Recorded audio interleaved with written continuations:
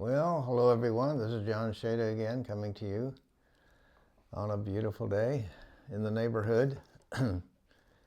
So I wanted to talk a little bit about something Jesus said. You know, one of his most common statements. There were several things he said repeatedly in the Bible, but one of them was, the measure that you use is the measure that you receive. You know, we usually think of that in terms of generosity, like it does apply.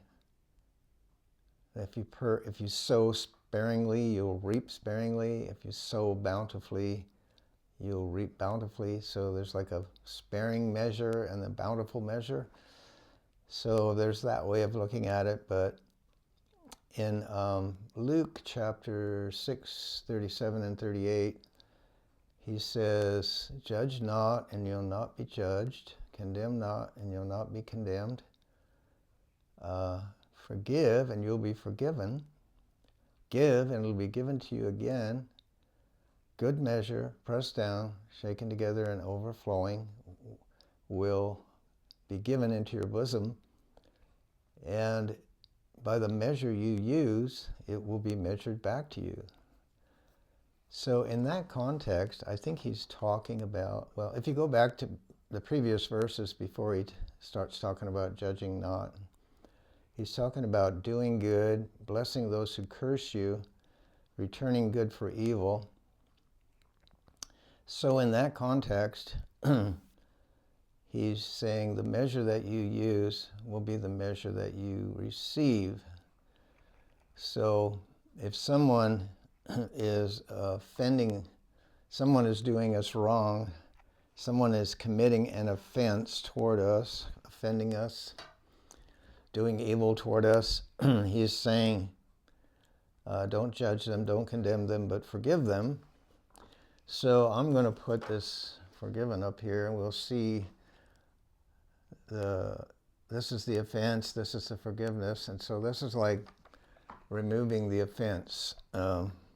We're not going to take them to court. We're not going to take them before the judge and get damages paid back to us. We are going to forgive them. So that's good. But then the very next thing he says, give, and it'll be given to you again. Good measure, pressed down, shaken together, and overflowing will be returned to you. The measure you use will be the measure you receive. So what I believe he's saying there is, I'm using this scale here to illustrate the difference between the law and grace. You know, the Old and New Covenant. The Old Covenant law was all about getting even. So if someone offended you, you would probably want to take them to court and see them suffer some sort of punishment. Or I suppose even under the Old Covenant, they forgave people. You know, there was both. Just as there is today in the natural world, people can forgive people that wronged them, or they can take them to court, and they can get the judge to declare some sort of punishment for them. But Jesus doesn't want us to live in the law. He doesn't even want us to live in forgiveness only. I say forgiveness is good now. I'm not bad-mouthing forgiveness. It's required. If you want your sins forgiven, we have to forgive those who sin against us. But he wants us to take it beyond that. He said, forgive and you'll be forgiven. Then he says, give and it'll be given unto you again. Good measure, pressed down, shaken together, and overflowing will return to you. So what I believe he's saying is, take your case into the kingdom. Kingdom justice is a different measure. You know, legal justice and earthly justice is measured by the law. But in God's kingdom, no one is justified by the works of the law. but by grace and faith. So we enter into grace by adding a gift they do not deserve. We bless those who curse us. We do good to those who wrong us. We pray for those who harm us. And we wish them well. So the reason he's saying the measure that you use is the measure you receive is if we forgive, we'll be forgiven. That's for sure, and that's good. But if we add an extra gift, an added gift of grace, which is blessing those who curse us, doing good to those who wrong us, returning good for evil, basically we sow a seed of grace. We invest in those people. We invest our life. So this is a gift. This is a requirement to be forgiven. We're required to forgive others. This is a gift. I don't believe it can be required, because if it was required, it wouldn't be a gift. A gift has to be freely given. It has to be optional. And so, just like when Jesus died on the cross, it was a gift to mankind to save us from our sin, to empower us to live in a righteous state. And so this equals the cross. You know, Jesus said, if you want to be my disciple, you must take up your cross daily, deny yourself, take up your cross daily, and follow me. And so we see that, I'll put this offense back up here. When this represents our shame, our guilt, our sin. Jesus died on the cross. His blood was shed. It didn't just cover enough to forgive us. It went clear to the bottom. It exceeded the forgiveness of the law into grace and empowering grace. So people that receive the blood of Christ and the grace of Christ are empowered to live in a righteous state. And so, but it's not automatically applied. You know, we can think, we can pray a prayer and ask for forgiveness, and we're saved and we're born again and all that. But we have a daily choice. Jesus said, take up your cross daily and follow me. I believe that's because every day we have an opportunity to be offended. So every day could be something in our life that would offend us. And we not only need to forgive that, but we need to pray for those who offended us, bless those who cursed us, and do good to those who wronged us. And in the process, this is our cross. Taking up your cross daily is doing this. I know I lived here for years. I understood forgiveness, and I thought forgiveness was all I needed to do to have the victory and live in God's kingdom. But he showed me that I was falling short of the kingdom because I hadn't been adding the undeserved kindness and blessing of grace. I hadn't been praying for those who wronged me. I hadn't been blessing those who cursed me. And so I lived here in the law, the scale being actively bouncing around like that represents the law being active. The law represents a weapon in the hands of the devil. He uses the law to accuse and condemn God's people.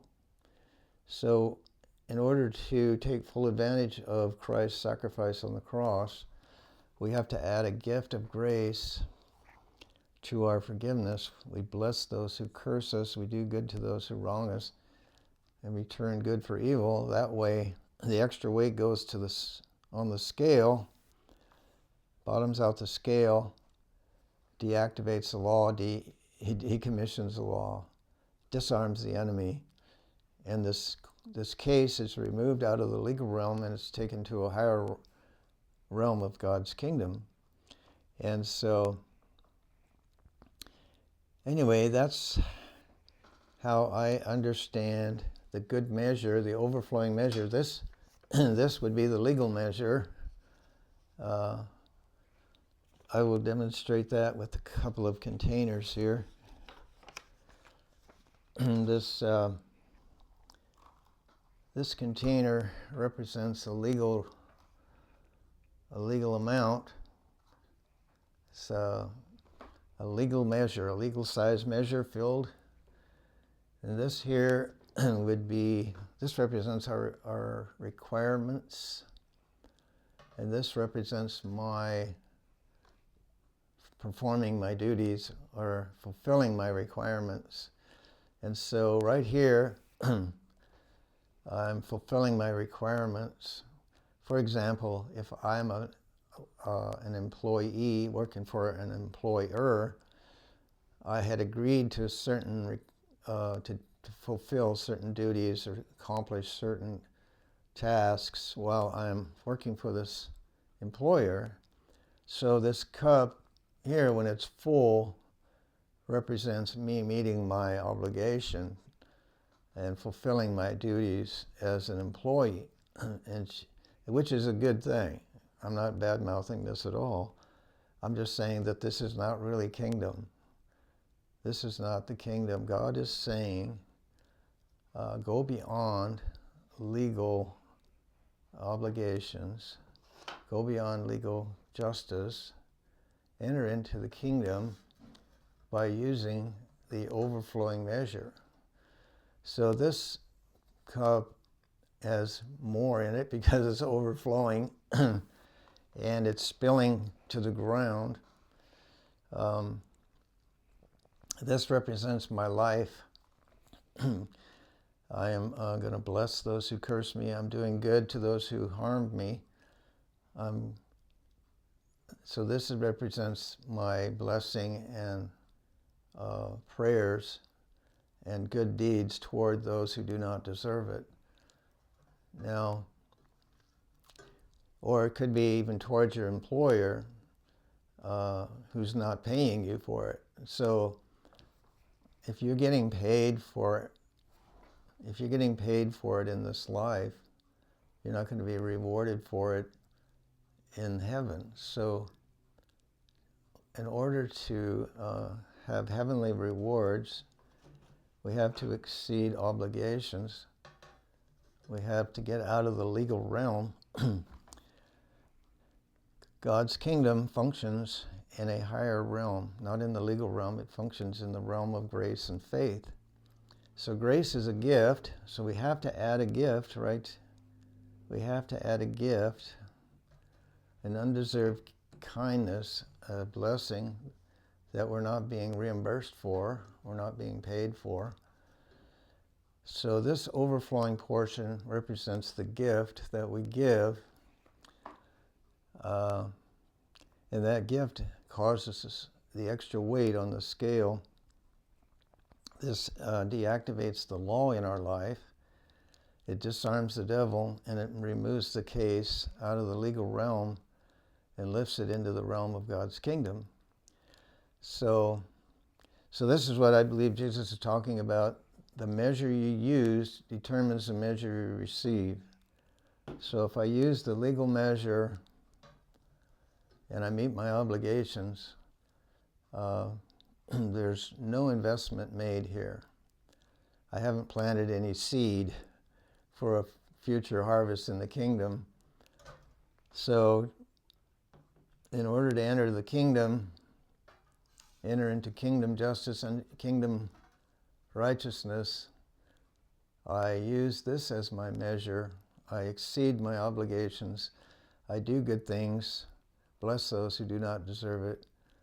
And this has to be done, in secret. God says those things that you do in secret will be rewarded openly. If you do it to be seen of men, you've already had your reward. So this overflowing portion has to be done as extra thing that is not done before the eyes of men.